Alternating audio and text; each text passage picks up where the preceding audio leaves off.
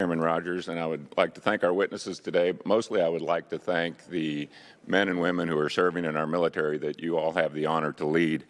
I want to discuss some readiness issues with you today. There was a poll that was done earlier this month by the Wall Street Journal and NORC, which is a nonprofit research group out of University of Chicago.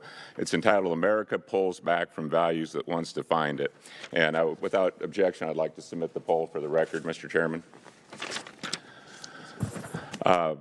So two of the main points that I gleaned from this were that comparing to 25 years ago, the number of Americans who rated patriotism as very important was 70%. Now, 25 years later, that's 38%. There were several topics. Religious faith was 62%. Now it's 39%.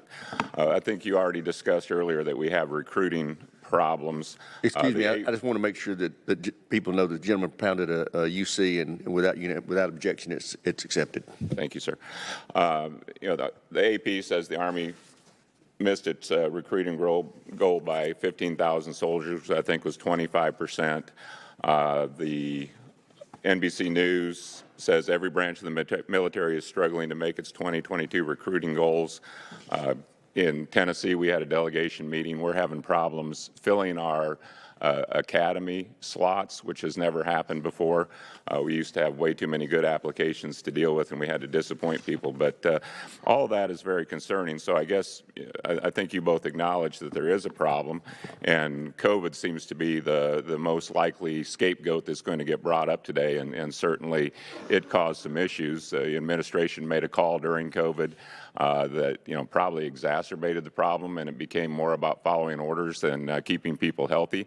But at some point, maybe it would be expedient to admit that maybe we were wrong and that we should reinstate people and rebuild the force that we lost from there. But our country seems to send conflicting messages about what our objectives are, whether that be in Ukraine, what we're going to do with Taiwan, North Korea, or Iran.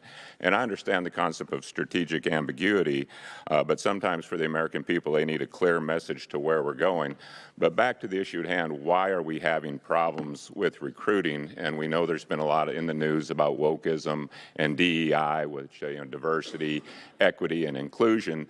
We can maybe focus on equity, because it should be equality. Everyone should have a fair chance to achieve the same goal, but equity tips the scales for certain undefined reasons that makes it easier for one person to achieve success and over another.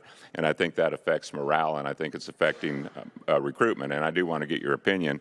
I did want to reference a study commissioned by Congressman Gallagher where he asked Navy personnel what they thought the problem was. And here's a quote from one officer: "Sometimes I think we care more about whether we have enough diversity officers than if we survive a fight with China," a Navy lieutenant on active duty told the authors.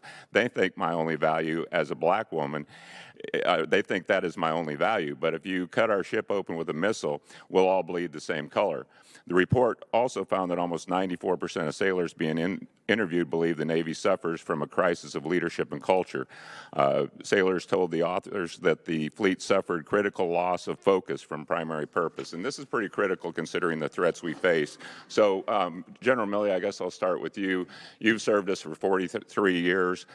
You mentioned this may be your last hearing. So when you're retired and you're sitting there with your fellow patriots who served and watched great changes occur in our military over 40 years, can you look them in the eye? Can you look us in the eye today and say that the DEI and wokeness strengthened our military or weakened it?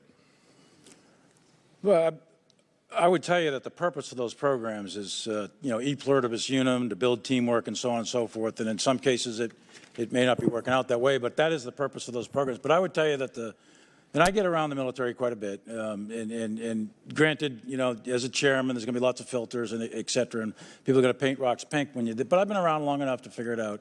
And I've been on the ships and planes and forts and bases, et cetera.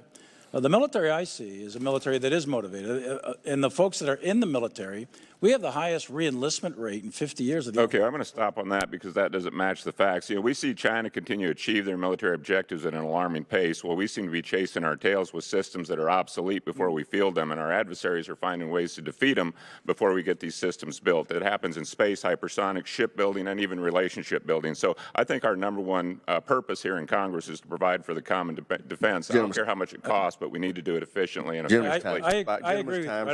Gentleman's time.